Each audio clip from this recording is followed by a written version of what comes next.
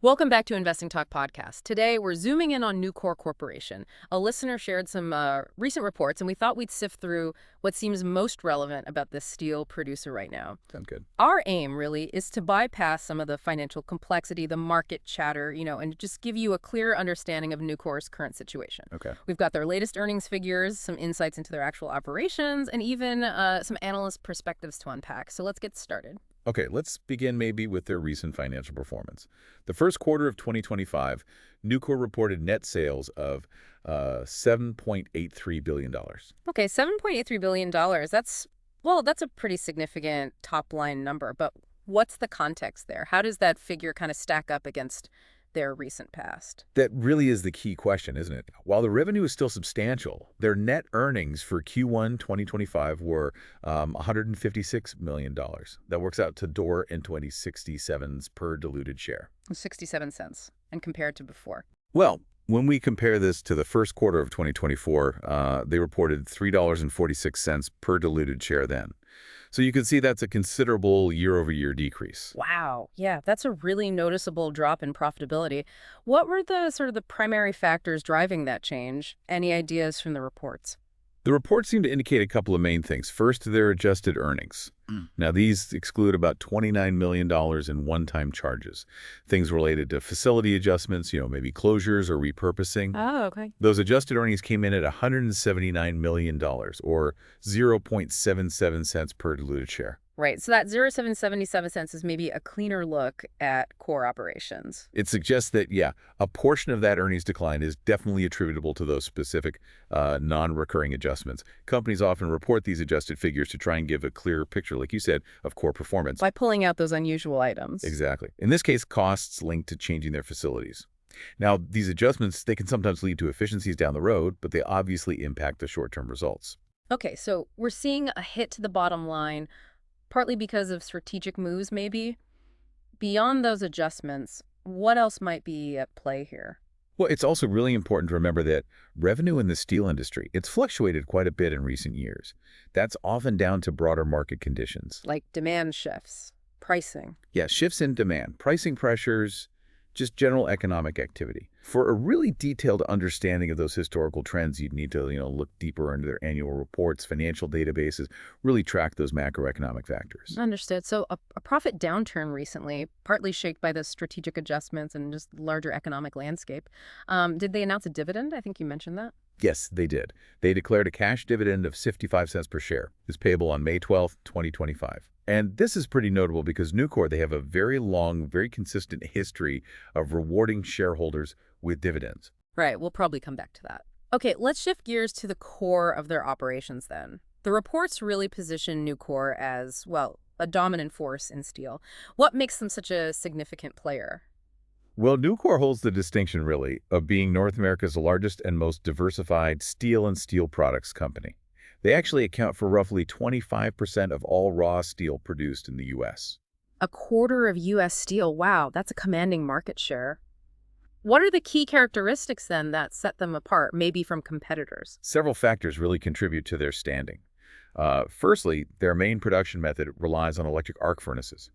EAFs, you often hear them called. Right. These are notable because they use, on average, at least 75% recycled content. Scrap steel, basically. So a big recycling component. A huge one. And this gives them a significant sustainability advantage, their greenhouse gas intensity. That's the amount of emissions per ton of steel. It's about 60% lower than the global average for steel production. 60% lower. That's a major difference. It means a much smaller environmental footprint. Exactly. And that focus on sustainability, well, it could become increasingly important as, investors focus more and more on ESG factors. That environmental angle is certainly noteworthy. Okay, beyond the production methods, what else sort of defines their business? They offer a really, really broad spectrum of steel products. I mean, everything from merchant bar and rebar used in construction Stuff. to engineered bar that's more for automotive applications, structural steel for buildings, carbon steel plate, sheet products, direct reduced iron, specialty steels, even components for metal building systems, fasteners, grating, pipe. It's a long list. That sounds incredibly diverse. Does that help them manage risk? Oh, definitely. That diversification helps mitigate risks if there's a downturn in one specific end market. Mhm. If construction slows, maybe automotive picks up, or vice versa. It sounds like they've really strategically spread their reach across different parts of the steel industry. What gives them a competitive edge in such a tough market? A core competitive advantage for Nucor is their cost leadership. Okay. How did Yeah. they achieve that? It's really a result of their efficient operations, continuous technological improvements over the years, and strategic investments in their facilities.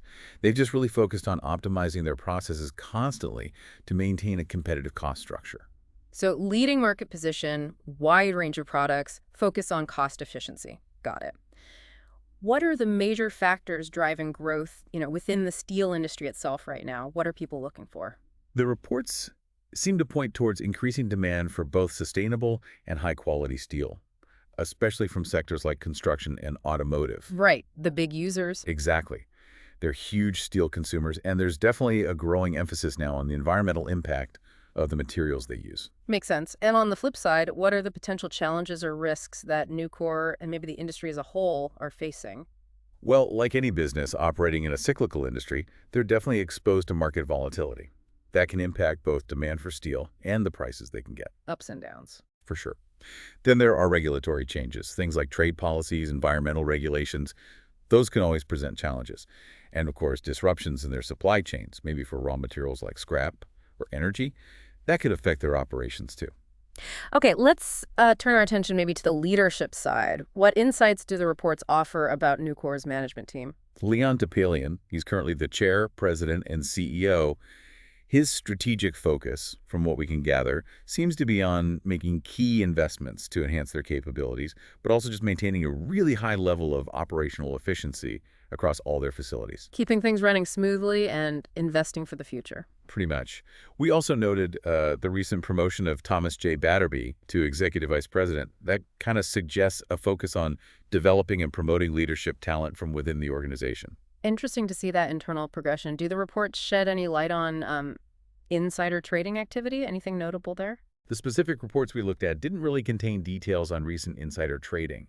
For that kind of granular information, listeners who are interested in tracking that activity would really need to consult the official SEC filings or, financial news platforms that specialize in reporting that data. That makes sense. Need to go to the source for that.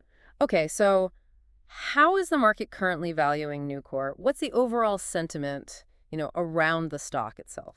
Well, as of, let's see, May 9th, 2025, Nucor stock price was sitting at around $115.22. That was actually a slight decrease from the previous trading day. Hmm. It seems to have been trading within a relatively narrow range recently. The high was about $116.81, and the low, $114.26. So fairly stable in the very short term. In that very immediate snapshot, yes. An interesting observation, though, was that the trading volume decreased on that last trading day. Now, some market analysts might interpret that as a positive sign if it aligns with the price movement direction, suggesting maybe less conviction behind any downward pressure. Okay, interesting nuance on the volume. What about near-term expectations? What are analysts covering Nucor saying? The short-term outlook appears, well, somewhat cautious in some quarters. Certain analyses we saw suggest the stock might face some downward pressure if it doesn't manage to break convincingly through the $120.55 Well, level. so a technical level to watch, perhaps. A bit of uncertainty in the immediate future, then. Seems that way, yes. But looking longer term, the investment case has some other aspects. Like what? Well, Nucor has that very long, very consistent track record we mentioned earlier of increasing their common dividends annually for over 50 years now. 50 years, yeah. That's remarkable. It really speaks to a commitment to returning value to shareholders. Furthermore, their stated policy is actually to return at least 40% of their net earnings back to shareholders through that combination of dividends and also share repurchase programs. 40% payout target. At least 40%. Huh. And they also maintain strong investment-grade credit ratings from the major agencies, which indicates, financial strength and stability. That consistent dividend growth, that must be particularly attractive to certain kinds of investors, maybe income-focused ones. Oh, absolutely. Long-term investors looking for a steady, potentially growing income stream often find that kind of history very appealing. Okay, so how does Nucor stack up against its main competitors in the steel industry? Who are they up against? Their primary competitors, you're looking at companies like Steel Dynamics, Huh. U.S. Steel, and also Commercial Metals Company. Right, familiar names. When we look at that competitive landscape, Nucor really stands out first as the largest U.S. steel producer by market share. We mentioned that. Yep. They also lead in their adoption of that electric arc furnace technology as their primary production method. And they generally have a stronger emphasis on sustainability compared to, say, more traditional integrated steel mills like U.S. Steel, which use older blast furnace technology. So bigger, cleaner tech, more sustainable focus. In essence, yes.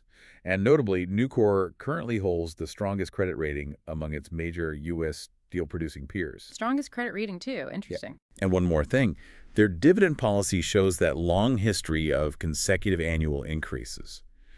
That's quite a different approach compared to the more, let's say, variable dividend payouts you often see from a company like U.S. Steel, which can fluctuate more with the market cycles. Got it.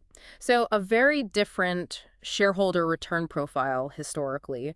It sounds like they've carved out a really strong and differentiated position within a pretty tough competitive industry. They certainly have. Looking ahead then, what potential catalysts or maybe opportunities might lie on the horizon for Nucor? The reports definitely highlight the potential for advancements in decarbonization technologies as a pretty significant catalyst. No more green steel demand. Exactly. As the global focus on cutting carbon emissions gets more intense, Nucor's existing EAF technology, plus potential future partnerships for things like low-carbon inputs, maybe green hydrogen, for example, that could give them a considerable advantage in meeting that growing demand for greener steel. So leaning into that sustainability strength even more, that seems like a key theme for their future prospects. It certainly appears that way. And what about the main risks then? What could potentially impact their performance moving forward? Things to keep an eye on. Well, the primary risks identified are pretty consistent with the industry. Continued volatility in raw material costs, scrap steel prices, energy prices, those can significantly affect their profitability. Input costs are always key. Always. And of course, the potential for broader global economic slowdowns. If that happens, it could lead to a decrease in demand for steel across the various sectors they supply: construction, automotive, energy, manufacturing. Right, steel demand is very tied to the overall economy. Okay, so to kind of wrap up our discussion, what are the key takeaways? What's the picture of Nucor right now? I'd say Nucor presents this picture of a leading steel company, definitely with a strong commitment to sustainability through its EAF technology. Have a very diversified product portfolio, which helps it kind of weather market fluctuations maybe better than some. And there's that consistent long track record of returning value to shareholders via dividends and buybacks. And the cost leadership. And the cost leadership, underpinned by that focus on operational efficiency. However, like all companies in these cyclical industries, they absolutely face inherent risks. Economic downturns, swings in raw material prices. We saw some evidence of that pressure in the recent earnings decrease and maybe that cautious near-term outlook from some analysts. It really is a fascinating interplay, isn't it, between those strong fundamentals, that long history, and then the potential near-term headwinds they're facing right now. Absolutely. It certainly provides a lot for you, the listener, to consider if you're looking at this company or even just the broader steel sector. We definitely encourage you to conduct your own further research, maybe digging into those SEC filings we mentioned or looking deeper at those competitor analyses. Good idea. Think about what stands out most to you about Nucor's current situation. Consider that balance we talked about between their inherent strengths, the market leadership, the sustainability angle, the dividends, and those potential challenges on the horizon. Well, thank you for joining us for this focused exploration today. My pleasure. If you found this valuable, please do subscribe, like, and maybe leave a comment letting us know your thoughts.